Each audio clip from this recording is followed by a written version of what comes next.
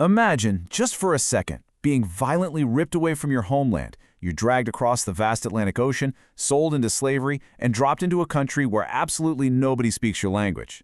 You've been stripped of your family, your freedom, and your entire home. But, despite all of that happening to you, you fiercely cling to the one thing you absolutely refuse to let go of: your identity.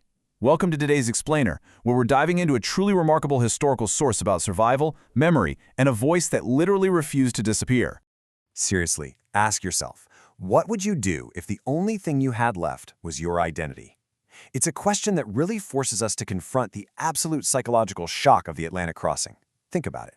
Leaving a completely familiar world behind, your culture, your religion, the very words you used to speak, and arriving somewhere completely, terrifyingly foreign. How do you hold on to who you are when your entire external world is just erased? Well, the subject of our explainer today actually found a way. Decades after his horrific journey, he sat down with a pen. And here's the kicker: he didn't write his life story in English. He didn't write it in French. He wrote it in Arabic. This specific text anchors our entire journey today. We're looking at a documented first-hand Arabic autobiography written by an enslaved man in 19th century America. It's an absolutely astonishing artifact that gives us this rare, completely unmediated window right into history. Okay, let's dive right into this with Section 1, The Scholar of West Africa, A Life Before Captivity. To really understand the sheer weight of this autobiography, we first need to understand the man who wrote it and the incredibly rich, highly educated life he led long before his enslavement.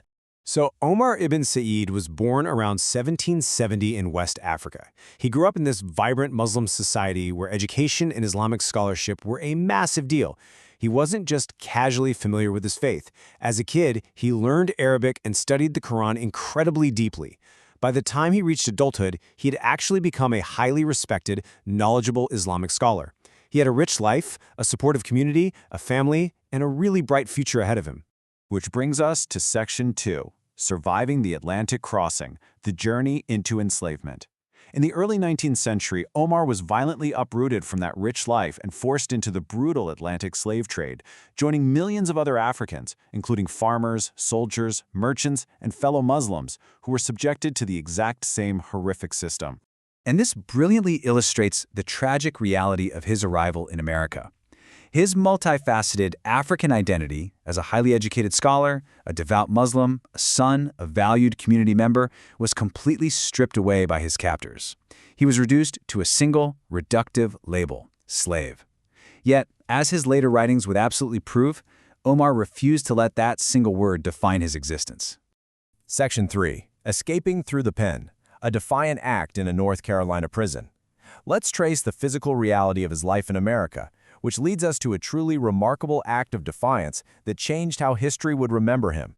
Omar's journey was incredibly harrowing. After escaping his initial enslaver and fleeing north to Fayetteville, North Carolina, he was captured and thrown into prison. But it was inside that lonely prison cell where his story takes an extraordinary turn.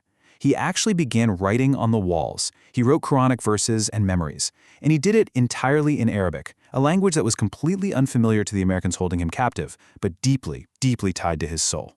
Moving on to Section 4, The Language of Identity, a bridge between two worlds. The writings from that jail cell eventually captured some attention, and years later, Omar wrote his formal autobiography. This is widely considered one of the most vital surviving documents in American history, mainly because it lets us completely bypass the plantation records and newspaper clippings and just hear his voice directly.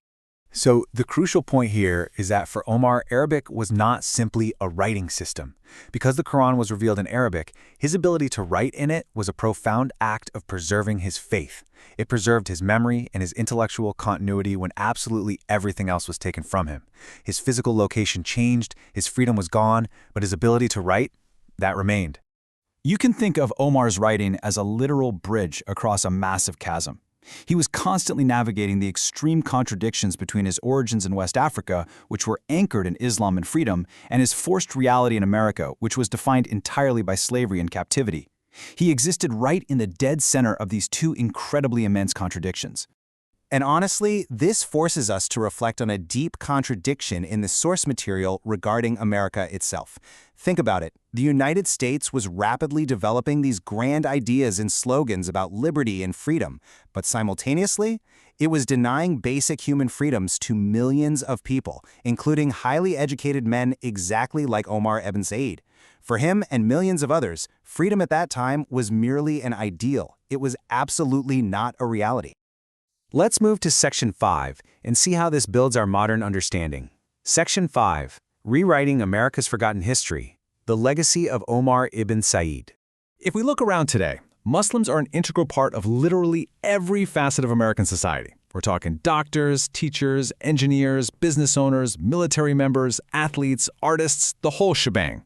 But when we look back at Omar's solitary, isolated experience centuries ago, it proves something absolutely fascinating. American Muslim history did not begin in the 21st century. No way. It has incredibly deep old roots that trace right back to the earliest days of the nation, directly connecting African history with American history. What you really need to take away from this explainer is that history isn't just a collection of famous presidents, big wars, or, dusty political speeches. History is intricately connected to the forgotten voices. It's the story of people whose names, languages, and family connections were almost entirely erased, but who somehow managed to leave a trace behind. Ultimately, Omar's legacy comes down to this one powerful truth. They could take his freedom. They could take him from his homeland, but they could not completely erase his voice. That is the true emotional climax of his journey. It's just the sheer, unbelievable resilience of a human being refusing to disappear under impossible circumstances. Because he put a pen to paper, his manuscript survived. His testimony is literally still speaking to us today, well over 200 years later. Sometimes history survives in giant stone monuments or in old photographs, but sometimes, miraculously, it survives in just a few handwritten pages. It really makes you wonder, what other forgotten voices are out there, just waiting to be heard?